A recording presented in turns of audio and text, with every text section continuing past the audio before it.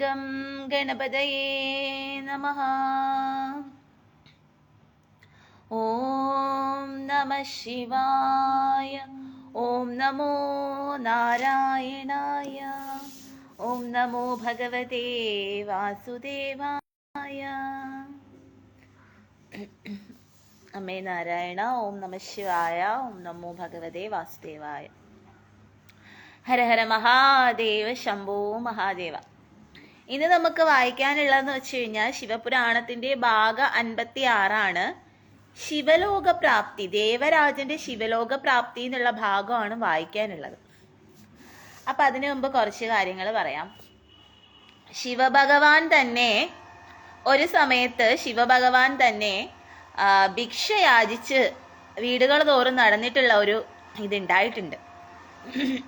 അതെങ്ങനെയെന്ന് വെച്ച് കഴിഞ്ഞാല്, അതായത് ബ്രഹ്മദേവനുമായിട്ട് ഒരു തർക്കം ഉണ്ടാവുകയും അങ്ങനെ ബ്രഹ്മദേവനിൽ നിന്നൊരു ശാപം ലഭിക്കുകയും അങ്ങനെ ആ ഇതിന്റെ മുക്തിക്ക് വേണ്ടിയിട്ടാണ് ശിവഭഗവാൻ വീടുകൾ തോറും കയറി ഇറങ്ങി ഭിക്ഷ യാചിച്ചത്. അപ്പൊ ഭിക്ഷ യാചിക്കുക എന്ന് പറയുന്നത് അത്രയും മഹത്തായിട്ടുള്ള ഒരു കാര്യമാണ് അല്ലേ. പണ്ടുള്ള കാലങ്ങളിലൊക്കെ നമ്മുടെ തറവാടുകളിലായാലും മറ്റുള്ള എവിടെ ആയാലും ശരി തന്നെ ഏതെങ്കിലും ക്ഷേത്ര ദർശനമൊക്കെ നടത്തുന്നുണ്ടെങ്കിൽ, ഇപ്പൊ പളനി അങ്ങനെയൊക്കെ പോവും, അല്ലെങ്കിൽ വേറെ ഏതെങ്കിലുമൊക്കെ ക്ഷേത്രങ്ങളിൽ, പിന്നെ ഗുരുവായൂരായിക്കോട്ടെ, ഏത് ക്ഷേത്രങ്ങളിൽ പോണെങ്കിലും വെങ്കടേശ്വരന്റെ അടുത്ത് തിരുപ്പതിയിൽ അങ്ങനെയൊക്കെ പോകുന്നെങ്കിലും വീടുകൾ തോറും കയറി ഇറങ്ങി ഭിക്ഷ യാചിക്കുമായിരുന്നു. അങ്ങനെ വീടുകൾ തോറും കയറി ഇറങ്ങി ഭിക്ഷ യാചിച്ച് കിട്ടുന്ന പൈസ കൊണ്ടാണ് അവര് ക്ഷേത്ര ദർശനത്തിന് പോയിക്കൊണ്ടിരുന്നത്. അങ്ങനെ ക്ഷേത്ര ദർശനം നടത്തുമായിരുന്നു. അങ്ങനെ ഒരു കാലഘട്ടം ഉണ്ടായിരുന്നു. മനസ്സിലായോ? പക്ഷേ ഇപ്പോ ഭിക്ഷ യാചിക്കുക എന്നൊക്കെ പറഞ്ഞു കഴിഞ്ഞാൽ എല്ലാവർക്കും ഒരു കുറച്ചില് പോലെയാണ് തോന്നുന്നത്. വീടുകൾ തോറും കയറി ഇറങ്ങി നടന്ന് ഭിക്ഷ യാചിക്കണം, അത് വയ്യ, നാണക്കേടാണ്, മാനക്കേടാണ്. അങ്ങനെയൊക്കെ വീടുകൾ തോറും കയറി ഇറങ്ങി എങ്ങനെയാണ് ഭിക്ഷ യാചിക്കുന്നത്? അങ്ങനെ ഭിക്ഷ യാചിച്ച് കിട്ടുന്ന പൈസ കൊണ്ടാണോ അമ്പലങ്ങളിൽ പോവേണ്ടത്?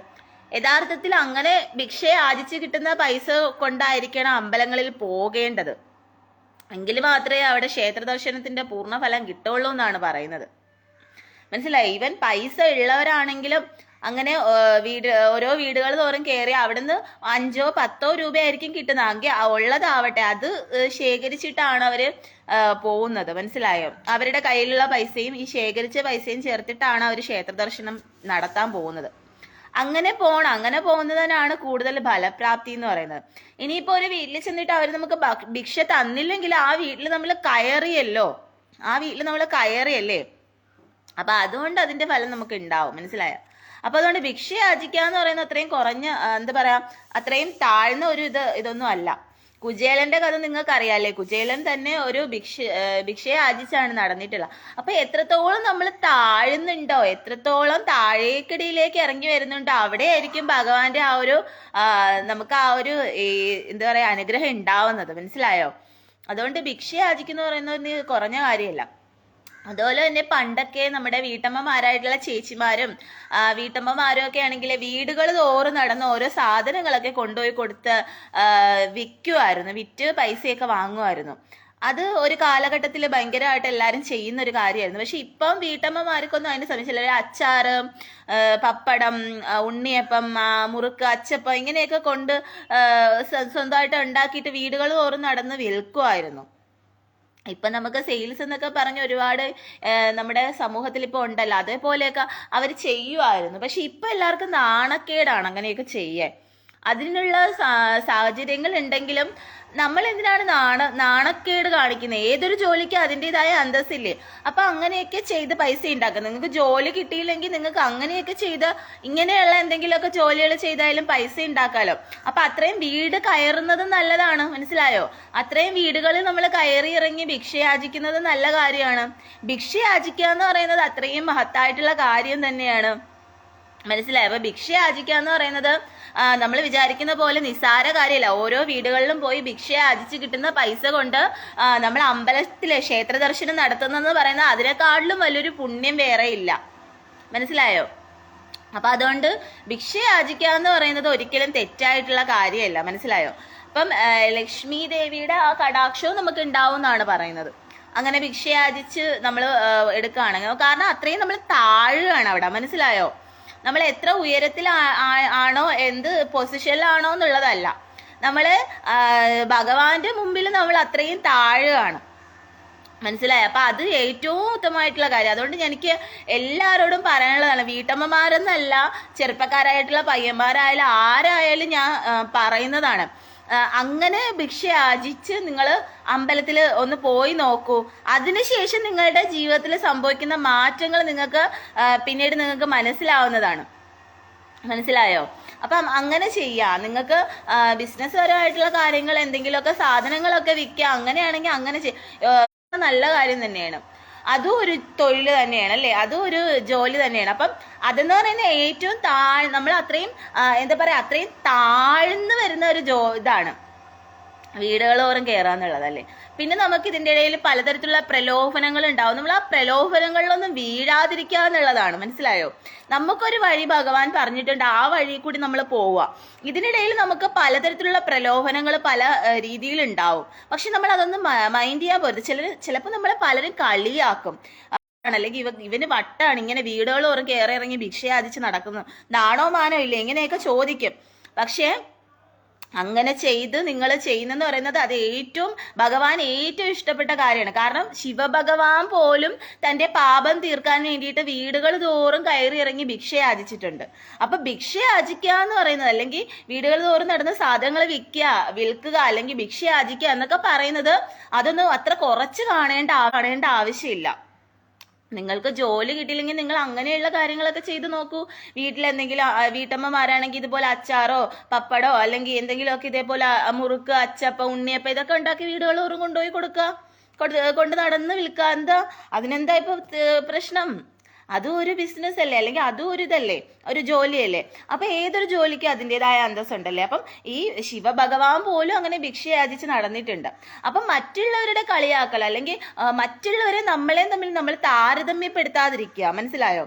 നമുക്ക് എന്ത് ചെയ്തും നമുക്ക് ജീവിക്കാൻ പറ്റും, മനസ്സിലായോ? ഇപ്പൊ നമുക്ക് ജീവിക്കേണ്ട ആവശ്യമില്ല, നമുക്ക് എന്ത് തൊഴിൽ ചെയ്തുകൊണ്ടെങ്കിലും ജീവിക്കാം, മനസ്സിലായോ? ഒരു ചായക്കട ഇട്ടായാലും നമുക്ക് ജീവിക്കാം, ഒരു കച്ചവടം തുടങ്ങിയാലും നമുക്ക് ജീവിക്കാം. അതിന് നാണക്കേട് നോക്കേണ്ട ആവശ്യമില്ല. ഏത് ജോലിക്കും അതിൻ്റെതായ അന്തസ്സുണ്ട് അല്ലേ. അപ്പൊ അതുകൊണ്ട് നിങ്ങൾ നിങ്ങളുടേതായിട്ടുള്ള രീതിയിൽ ധനം സമ്പാദിക്കുന്നതിന്, നല്ല വഴിയിൽ കൂടി ധനം സമ്പാദിക്കുന്നതിന് ഒരു തെറ്റുമില്ല. അത് ഏത് ജോലിക്കും അതിൻ്റെതായ അന്തസ്സുണ്ട്, മനസ്സിലായോ?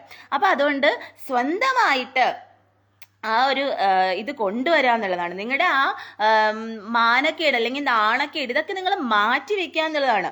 അതാണ് നമ്മളെക്കാട്ടിലും മറ്റുള്ള സംസ്ഥാനത്തിലുള്ളവർക്ക് അത്രയും ഇത് ഉണ്ടാവുന്നത്. അതുകൊണ്ടാണ് അവർക്ക് ആ ഒരു ഇതില്ല, മനസ്സിലായോ? അവർ ഇത്രയും പഠിച്ചവരാണ്, അതുകൊണ്ട് ഞങ്ങൾ ഈ പഠിച്ച ജോലി മാത്രമേ ചെയ്യുള്ളൂ, അല്ലെങ്കിൽ ഇങ്ങനെ ഒരു വൈറ്റ് കോളർ ജോബേ ഇതാക്കുള്ളൂ, അങ്ങനെ ഒരു മൈൻഡ് അവർക്കില്ല, മനസ്സിലായോ? അതുകൊണ്ടാണ് അവരുടെ വിജയം എന്ന് പറയുന്നത്. ഈ പറയുന്ന ബിസിനസ് നടത്തിയവരെല്ലാം ആദ്യമേ ചെറിയ ചെറിയ ബിസിനസ്സുകൾ നടത്തി തന്നെയാണ് അവർ വലിയ വലിയ ബിസിനസ്സുകളിലേക്ക് പോയത് അല്ലേ. അന്ന് അവര് എന്തെങ്കിലുമൊക്കെ ഡിഗ്രീസ് എടുക്കാനോ അല്ലെങ്കിൽ ക്വാളിഫൈഡ് ആയിട്ടുള്ള ജോലി മാത്രമേ തനിക്ക് പഠിച്ച ജോലി മാത്രമേ താൻ ചെയ്യുള്ളൂ എന്ന് വിചാരിച്ചിരുന്നിരുന്നെങ്കിൽ അവർക്കിങ്ങനെ സമ്പന്നരാവാൻ കഴിയില്ലായിരുന്നു, മനസ്സിലായോ? അവർക്ക് അവരുടെ ലക്ഷ്യങ്ങൾ നേടാൻ കഴിയില്ലായിരുന്നു. അപ്പൊ അതുകൊണ്ട് ഏതൊരു കാര്യത്തിനായാലും അതിൻ്റെതായിട്ടുള്ള അന്തസ്സുണ്ട്, ഏതൊരു ജോലിക്കും അതിൻ്റെതായിട്ടുള്ള അന്തസ്സുണ്ട്. അപ്പൊ ഭിക്ഷാടനം നടത്തി ഭിക്ഷ ചെയ്തുകൊണ്ട് നമ്മൾ പൈസ ഉണ്ടാക്കി ആ പൈസ കൊണ്ട് ക്ഷേത്ര ദർശനം നടത്തുക എന്ന് പറയുന്നത് അത്രയും മഹത്തായിട്ടുള്ള ഒരു കാര്യമാണ്. അപ്പൊ അതെല്ലാവരും ചെയ്യാൻ ശ്രമിക്കാന്നുള്ളതാണ്, മനസ്സിലായി? അപ്പൊ ഇന്ന് തന്നെ ഇറങ്ങിക്കോളൂ. ഇന്ന് തന്നെ എത്ര പേർക്ക് അതിന് വേണ്ടിയിട്ട് ചെയ്യാൻ കഴിയോ അത്രയും പേര് അത് ചെയ്യാം, മനസ്സിലായോ? നിങ്ങളുടെ കുറച്ച് ഏരിയാസ് നിങ്ങൾ നോക്കുക. നിങ്ങളുടെ വീട്ടിനടുത്ത് നിങ്ങൾക്ക് ഇതായിരിക്കും, അല്ലെങ്കിൽ കുറച്ച് ദൂരോട്ടൊക്കെ പോയിട്ട് നിങ്ങൾ എല്ലാ വീടുകളിലും കയറിയിട്ട് നിങ്ങൾ പറയാ ഇന്ന പോലെ ഇവിടെ പോവാൻ വേണ്ടിയിട്ടാണ്. അവർ തരുന്നെങ്കിൽ തരട്ടെ, ഭിക്ഷ നിങ്ങൾ വാങ്ങുക, തന്നില്ലെങ്കിൽ വാങ്ങരുത്, വാങ്ങണ്ട, നിങ്ങൾ അടുത്ത വീട്ടിൽ കയറാം. പക്ഷെ നമ്മൾ അത്രയും വീട് കയറുന്നത് നല്ലതാണ്, മനസ്സിലായോ? അത്രയും വീട് കയറുന്നത് നല്ലതാണ്. അതിന് നാണക്കേടും മാനക്കേടും ഒന്നും നിങ്ങൾ നോക്കേണ്ട ആവശ്യമില്ല. ഇതെല്ലാം ഭഗവാൻ പരമശിവൻ തന്നെ ചെയ്തിട്ടുള്ള കാര്യമാണ്. ഭഗവാൻ തന്നെ പിന്നെ ഭഗവാന്റെ പാപമോക്ഷത്തിന് വേണ്ടിയിട്ട്, പാപം മാറാൻ വേണ്ടിയിട്ട് ഭഗവാൻ തന്നെ ചെയ്ത കാര്യമാണത്, മനസ്സിലായി? അപ്പൊ അത് ഭഗവാൻ പരമശിവൻ ചെയ്തെങ്കിൽ പിന്നെ നമുക്ക് എന്തുകൊണ്ട് ചെയ്തുകൂടാ? നമുക്ക് ചെയ്യുന്നതിന് ഒരു കുഴപ്പമില്ല, മനസ്സിലായോ? അപ്പൊ അത് നിങ്ങൾ ചെയ്യാന്നുള്ളതാണ്. ഇനി നമുക്ക് ഭാഗം 56 ദേവരാജന്റെ ശിവലോക പ്രാപ്തി എന്നുള്ള ഭാഗമാണ് വായിക്കാനുള്ളത്. അപ്പൊ അത് ഞാൻ വായിക്കണം. എനിക്ക് സൗണ്ട് കുറച്ച് ഡിസ്റ്റർബൻസ് ആവുന്നുണ്ടെന്ന് എനിക്ക് മനസ്സിലാവുന്നുണ്ട്. ഞാൻ എന്തായാലും അത് വായിക്കാം കേട്ടോ. പ്രാചീന കാലത്ത് കിരാതന്മാരുടെ നഗരത്തിൽ ഒരു ബ്രാഹ്മണൻ വസിച്ചിരുന്നു. ജ്ഞാനത്തിന്റെ പാമരനും ദരിദ്രനും വൈദിക കർമ്മങ്ങളിൽ വിമുഖനുമായിരുന്നു അയാൾ. സ്നാനം, സന്ധ്യാവന്ദനം മുതലായ നിത്യകർമ്മങ്ങൾ പോലും അയാൾ അനുഷ്ഠിച്ചിരുന്നില്ല. നാമം കൊണ്ട് മാത്രം അയാൾ ഒരു ബ്രാഹ്മണനാണെന്ന് തോന്നിപ്പിച്ചിരുന്നു. ദേവരാജൻ എന്ന നാമം അയാൾക്ക് ആരാണ് നൽകിയതെന്ന് പ്രവർത്തികൾ നോക്കിയാൽ ആരും അത്ഭുതപ്പെട്ടു പോകും. കച്ചവടത്തിലായിരുന്നു അയാൾക്ക് താല്പര്യം. തന്നിൽ വിശ്വാസം അർപ്പിച്ചിരിക്കുന്നവരെ വഞ്ചിക്കുന്നതിൽ അതിവിരുദ്ധനായിരുന്നു അയാൾ. ബ്രാഹ്മണരെയും ക്ഷത്രിയരെയും ശൂദ്രരെയും വൈശ്യരെയും തുടങ്ങി എല്ലാ വിഭാഗം ജനങ്ങളെയും അയാൾ ശ്രദ്ധാപൂർവം വഞ്ചിച്ചിരുന്നു. അങ്ങനെ കടുത്ത ചതിപ്രയോഗങ്ങളിലൂടെ ധാരാളം പണം സമ്പാദിച്ചു. പക്ഷേ ധാർമ്മിക കാര്യങ്ങൾക്കായി ഒരു ചെറിയ തുക പോലും അയാൾ ചിലവഴിച്ചിരുന്നില്ല. എല്ലാവിധത്തിലും ആചാരഭ്രഷ്ടനായ ദേവരാജൻ വേശ്യാലയങ്ങളിലായിരുന്നു ഉറങ്ങിയിരുന്നത്. അങ്ങനെ പാപപങ്കിലമായ ജീവിതം നയിക്കുന്നതിനിടയിൽ അയാൾ അലഞ്ഞു തിരിഞ്ഞ് പ്രയാഗയിൽ പ്രതിഷ്ഠാനപൂർവം എത്തിച്ചേർന്നു. അവിടെയുള്ളൊരു ശിവക്ഷേത്രത്തിന്റെ മുന്നിലാണ് അയാൾ ഏതോ അനിർവചനീയമായ ശക്തിയാൽ എന്നോണം എത്തിച്ചേർന്നത്. ക്ഷേത്രാങ്കണത്തിൽ ധാരാളം സജ്ജനങ്ങൾ സമ്മേളിച്ചിരിക്കുന്നത് അയാൾ കണ്ടു. ദേവരാജൻ ശിവക്ഷേത്രത്തിൽ പ്രവേശിച്ച ഉടൻ അയാൾക്ക് ജ്വരം പിടിപെട്ടു. ആ രോഗത്താൽ അയാൾ വല്ലാതെ പീഡിതനായി. ക്ഷേത്രത്തിന്റെ ഒരു വശത്ത് ഒരു ബ്രാഹ്മണൻ ശിവപുരാണം പാരായണം ചെയ്തുകൊണ്ട് അർത്ഥം വ്യക്തമാക്കുന്നുണ്ടായിരുന്നു. ജ്വരത്തിൽ പീഡിതനായ ദേവരാജൻ ഒരിടത്തിരുന്നു കൊണ്ട് ശ്രീ ശങ്കരന്റെ അപാദന വർണ്ണന ശ്രദ്ധിച്ചു കേൾക്കുകയായിരുന്നു. 1 മാസക്കാലം അവിടെ തന്നെ വസിച്ച് ഭഗവാന്റെ കഥ മുഴുവനും അയാൾ മനസ്സിലാക്കി. രോഗഗ്രസ്തനായതിനാൽ അയാൾ മരണത്തോടടുത്തു. യമകിങ്കരന്മാർ അയാളെ കയറുകൊണ്ട് കെട്ടിവരിഞ്ഞ് യമപുരിയിലേക്ക് കൊണ്ടുപോയി. അപ്പോൾ കൈലാസത്തു നിന്നും ശിവപാർഷിതന്മാരും അവിടെ വന്നു. കർപ്പൂരകാന്തിക്ക് തുല്യം അവർ ജ്വലിച്ചിരുന്നു. അവരുടെ ശരീരമാസകലം ഭസ്മം കൊണ്ട് ലേപനം ചെയ്തിരുന്നു. അവർ രുദ്രാക്ഷമാലകൾ ധരിച്ചിരുന്നു. ക്രോധാവിഷ്ടരായിട്ടാണ് ആ ശിവപാർഷിതന്മാർ യമപുരിയിലേക്ക് ആഗതരായത്. അപ്പോൾ ഇവിടെ പറയുന്നത് ഇന്ദ്രന്റെ കാര്യം തന്നെയാണ്. അപ്പൊ ഇന്ദ്രന് എന്താന്ന് പറഞ്ഞു കഴിഞ്ഞാല് കച്ചവടം ചെയ്യുമായിരുന്നു. അങ്ങനെ കിരാതൻ എന്നൊരു ഇന്ദ്രന്റെ ഒരു ഇതായിരുന്നു കിരാതൻ എന്ന് പറയുന്ന ഒരു ബ്രാഹ്മണൻ. ആ ബ്രാഹ്മണൻ എങ്ങനെയെന്ന് വെച്ച് കഴിഞ്ഞാല് കച്ചവടത്തിലായിരുന്നു അയാൾക്ക് താല്പര്യം. അങ്ങനെ കച്ചവടത്തിൽ ഒരുപാട് ധനമൊക്കെ സമ്പാദിച്ചിട്ട് ഇയാൾ എന്താന്ന് വെച്ച് കഴിഞ്ഞാൽ ആർക്കും ഒരു സഹായവും ചെയ്യത്തില്ല. മനസ്സിലായോ? ആർക്കും ഒരു സഹായവും ചെയ്യാതെ ഇയാൾ സ്വന്തമായിട്ട് കുറെ ധനമൊക്കെ സമ്പാദിച്ച് അങ്ങനെ നടക്കും. അങ്ങനെ മതിച്ച് നടന്നിരുന്ന ഒരാളാണ്. അങ്ങനെ ഇയാള് ഒരു ദിവസം ഇതുപോലെ ഇങ്ങനെ പോകുമ്പോഴത്തേക്ക് ഇയാളെന്ന് പറഞ്ഞു കഴിഞ്ഞാൽ ബ്രാഹ്മണരെയും ക്ഷത്രിയരെയും ശൂദ്രരെയും വൈശ്യരെയും എല്ലാവരെയും ഇയാൾ വഞ്ചിക്കുമായിരുന്നു. അങ്ങനെ ധാരാളം പണങ്ങളൊക്കെ ഇയാള് സമ്പാദിച്ചിട്ട് അതിൽ ആചാരഭ്രഷ്ടനായിട്ട് ഈ ദേവരാജനാണ് ഇയാള്. അപ്പം കിരാതൻ എന്നുള്ള ബ്രാഹ്മണനുമാണ്, അതുപോലെ ദേവരാജനുമാണ്. അപ്പൊ ഇയാള് വേശ്യാലയങ്ങളിലൊക്കെ ആയിരുന്നു ഉറങ്ങിയിരുന്നത്. അപ്പൊ ചിലരുണ്ടല്ലേ ഇങ്ങനെ ഒരുപാട് പണമൊക്കെ സമ്പാദിക്കും, ഒരുപാട് വലിയ വലിയ ബിസിനസ്മാൻമാരൊക്കെ ആയിരിക്കും അല്ലെ, അവരുടെ കയ്യിൽ ലക്ഷക്കണക്കിന് കോടിക്കണക്കിന് പണങ്ങളൊക്കെ കാണും. പക്ഷെ ഇത് കൊണ്ടിട്ട് ഇവർ ആർക്കും ഒരു സഹായവും ചെയ്യില്ല. ഇവരുടെ താഴെ ജോലി ചേർന്നവർക്ക് തുച്ഛമായ ശമ്പളമായിരിക്കും കൊടുക്കുന്നത്. ഇയാൾക്ക് കിട്ടുന്നതോ കൊക്കോടികളായിരിക്കും കിട്ടുന്നത്. എന്നാലും ഇവർക്ക് കൊടുക്കുന്ന ചെറിയ തുച്ഛമായ ശമ്പളം മാത്രമായിരിക്കും കൊടുക്കുന്നത് അല്ലേ. എന്നിട്ട് എന്ത് ചെയ്യും, ഇവരെ കൊണ്ട് അത്രത്തോളം ജോലി ചെയ്യിപ്പിക്കുകയും ചെയ്യും. എന്നിട്ട് ഇവർ ആ പൈസ കൊണ്ട് മണിമാളികൾ പണിയുകയും അങ്ങനെ പലതരത്തിലുള്ള സ്ത്രീകളുടെ കൂടെ പോയി അങ്ങനെ പലതരത്തിലുള്ള തെറ്റുകളൊക്കെ ചെയ്ത് അങ്ങനെ ആ പണം കൊണ്ട് ഇങ്ങനെയുള്ള മുതലാളിമാർ, ഇങ്ങനെയുള്ള ധനികന്മാരിങ്ങനെ മതിച്ച് വാഴും അല്ലേ. അപ്പൊ അത് തന്നെയാണ് ഇവിടെയും പറയുന്നത്. എന്നിട്ട് ആർക്കും ഒരു സഹായവും ചെയ്യത്തുമില്ല, എല്ലാവരെയും വഞ്ചിക്കുകയും ചെയ്യും. അതായത് ചിലര് പ്രോഡക്റ്റിന് ഒരുപാട് വില കൂട്ടിയൊക്കെ ഇട്ട് അങ്ങനെയൊക്കെ കൊടുക്കുമല്ലേ. അങ്ങനെയൊക്കെ അതേപോലെ എല്ലാവരും വഞ്ചിച്ചുകൊണ്ട് എന്ത് ചെയ്ത് മടിക്കുക. തന്റെ ബിസിനസ് വളരണം എന്നുള്ള ഒരു ചിന്ത കൊണ്ട് തന്റെ ബിസിനസ്സിന് ഒരുപാട് ലാഭം കിട്ടണം, ഇരട്ടി ലാഭം കിട്ടണം എന്നുള്ള രീതിയിൽ അവർ ചെയ്യും അല്ലേ. അപ്പൊ അങ്ങനെയുള്ള ചിലരുണ്ട്, എല്ലാവരും അല്ല, അങ്ങനെയുള്ള ചിലരുണ്ട് അല്ലേ. അപ്പൊ അതുപോലെ തന്നെയായിരുന്നു ഇങ്ങനെ ഈ ഒരാളും. അങ്ങനെ ഇയാൾ എന്ത് ചെയ്യണം, പാവപ്പെട്ടവർക്കൊന്നും ഒന്നും കൊടുക്കില്ലായിരുന്നു. അങ്ങനെ ഇയാള് ഒരു ക്ഷേത്രത്തിൽ എത്തുമ്പോൾ അവിടെ എത്തിയിട്ട് അയാൾ കുറെ നേരം അവിടെ ഇരിക്കുമ്പോഴത്തേക്ക് ഇയാൾക്ക് ജ്വരം പിടിപെട്ടിട്ട് ഇയാൾ വളരെയധികം അവശനായിരിക്കുന്ന സമയത്ത് ഇയാൾ മരണപ്പെടുന്ന സമയത്ത് ഇയാളെ യമപുരിയിലേക്ക് കൊണ്ടുപോകാൻ വേണ്ടിയിട്ട് ശിവപാർഷിതന്മാര് അവിടേക്ക് വരും. യമദൂതന്മാരെ അടിച്ചൊതുക്കി ദേവരാജനെ മോചിപ്പിച്ച് അത്ഭുത കാന്തി ചിന്തുന്ന ഒരു വിമാനത്തിൽ കയറ്റിക്കൊണ്ടു പോകാനാണ് അവർ തയ്യാറായത്. യമപുരിയാകെ കോലാഹലമായി ബഹളം കേട്ട യമരാജൻ കൊട്ടാരത്തിൽ നിന്നും പുറത്തേക്ക് വന്നു. സാക്ഷാൽ രുദ്രന്മാരെ പോലെ ജ്വലിക്കുന്ന ശിവദൂതന്മാരെ കണ്ട് യമൻ അവരെ വിധിപൂർവകം പൂജിച്ച് ആദരിച്ച് ഉപവിഷ്ടരാക്കി. ശിവഭക്തന്മാരുടെ ആഗമനോദ്ദേശം ജ്ഞാനദൃഷ്ടി കൊണ്ട് യമരാജൻ മനസ്സിലാക്കി. യമരാജന് ഭയം കൊണ്ട് വിറച്ചു. അദ്ദേഹം ഇപ്രകാരം ചിന്തിച്ചു: ജഗദീശ്വര, ഇനി എന്തൊക്കെയാണ് സംഭവിക്കാൻ പോകുന്നത്? ശ്രീ പരമേശ്വരന്റെ ഭക്തനെയാണ് കിങ്കരന്മാർ കയറുകൊണ്ട് കെട്ടിവരിഞ്ഞ് ഇവിടേക്ക് കൊണ്ടുവന്നിരിക്കുന്നത്. ഈ അപരാധത്തിനുള്ള ശിക്ഷ അനുഭവിക്കേണ്ടത് ഞാൻ തന്നെയാണ്. ദേവരാജൻ പാപിയായിരുന്നുവെങ്കിലും പ്രയാഗയിലെ ശിവക്ഷേത്ര സന്നിധിയിൽ വെച്ച് അയാൾ ശ്രീ പരമേശ്വരന്റെ മഹത്വങ്ങൾ മുഴുവനും ഒരു മാസം കൊണ്ട് ഹൃദ്യസ്ഥമാക്കി. അപ്പൊ ഈ ദേവരാജൻ ആ ക്ഷേത്രത്തിൽ വന്നിരിക്കുന്ന സമയത്ത് പ്രയാഗയിലാണ് വന്നിരിക്കുന്നത്. പ്രയാഗയിലെ ശിവക്ഷേത്രത്തിൽ വന്നിരിക്കുന്ന സമയത്ത് ശിവപുരാണം ആ സന്നിധിയിൽ വെച്ച്, ശ്രീ പരമേശ്വരന്റെ സന്നിധിയിൽ വെച്ച് മുഴുവനായിട്ടും ശ്രവിച്ച ഒരു വ്യക്തിയാണ് ഈ ദേവരാജനായിട്ടുള്ള ബ്രാഹ്മണൻ. അപ്പോ അതുകൊണ്ട് തന്നെ ഇദ്ദേഹത്തിനെ ഇവിടേക്ക് യമപുരിയിലേക്ക് കൊണ്ടുവന്നത് വളരെയധികം തെറ്റായി പോയി എന്നുള്ളൊരു ചിന്തയാണ് യമരാജന്റെ മനസ്സിൽ ഉണ്ടാവുന്നത്. അങ്ങനെ അയാൾ ഭഗവാന്റെ ഉറച്ച ഭക്തനായി തീർന്നിരിക്കുകയാണ്. അപ്പൊ അതുകൊണ്ട് തന്നെ ഈ ശിവപുരാണം എല്ലാം അയാൾ കേട്ടത് കൊണ്ട് തന്നെ അയാൾ ഭഗവാന്റെ ഉറച്ച ഭക്തനായിട്ട് തീർന്നിരിക്കുകയാണ്. ഈ സത്യം അറിയാതെയാണല്ലോ എന്റെ ദൂതന്മാർ ദേവരാജനെ ഇവിടേക്ക് കൊണ്ടുവന്നത്. ഇനി എന്താണ് ചെയ്യുക? അറിയാതെ സംഭവിച്ചു പോയതാണെങ്കിലും ശിക്ഷ അനുഭവിക്കുക തന്നെ വേണം. വ്യക്തികളുടെ പുണ്യം നോക്കാതെയാണ് ഞാൻ അവരെ യമലോകത്തേക്ക് കൊണ്ടുവരുന്നതെന്ന് എല്ലാം അറിയുന്ന ഭഗവാൻ അറിഞ്ഞിരിക്കുന്നു. ദേവരാജൻ ഒരു ശിവഭക്തനാണെന്ന കാര്യം അറിയാതെ കിങ്കരന്മാർ പ്രവർത്തിച്ചത് ബുദ്ധിമോശമായി പോയി. ഒരിക്കലും ഇത്തരം ഒരു അബദ്ധം ചെയ്യാൻ പാടില്ലാത്തതായിരുന്നു. ഇനി എന്തായാലും ഭഗവാന്റെ ശിക്ഷ അനുഭവിക്കുകയേ മാർഗമുള്ളൂ. ഇപ്രകാരം ചിന്തിച്ച യമരാജൻ എന്തിനാണ് വന്നതെന്ന് ശിവപാർഷദന്മാരോട് ചോദിക്കാൻ ധൈര്യപ്പെട്ടില്ല. പകരം അവരെ ഭക്ത്യാദരപൂർവ്വം പൂജിച്ച് സംതൃപ്തരാക്കുകയാണ് ചെയ്തത്. ശിവദൂതന്മാർ ദേവരാജനെ വിമാനത്തിൽ കയറ്റി ശിവലോകത്ത് കൊണ്ടുപോയി ഭഗവാനെ ഏൽപ്പിച്ചു.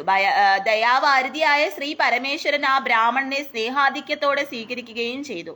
ഓംകാരപൊരുളും പരബ്രഹ്മ സ്വരൂപനും സത്യസ്വരൂപനും അണ്ടകടാഹങ്ങളിൽ ആകമാനം നിറഞ്ഞു നിൽക്കുന്നവനുമായ സദാശിവന്റെ കാരുണ്യം മഹാസാഗരത്തേക്കാൾ അനന്തമാണെന്ന് ദേവരാജന് നൽകിയ വരപ്രസാദത്തിലൂടെ ഒരു ഭക്തന് അറിയാവുന്നതാണ്.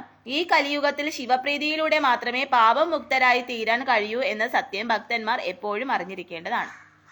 അപ്പോൾ ഈ ഒരു ഇതിലൂടെ മാത്രമേ ശിവഭക്തി നമുക്ക് ഉണ്ടാവുകയുള്ളൂ എന്നുള്ള കാര്യമാണ്. അപ്പൊ ശിവ ഭഗവാൻ അവിടെ വരികയും എന്നിട്ട് ഈ ബ്രാഹ്മണനെ രക്ഷിച്ചുകൊണ്ട് ശിവപാർഷദന്മാരോടൊപ്പം തന്റെ ശിവലോകത്തിലേക്ക് കൊണ്ടുപോവുകയാണ്. അതാണ് ദേവരാജന്റെ ശിവലോക പ്രാപ്തി.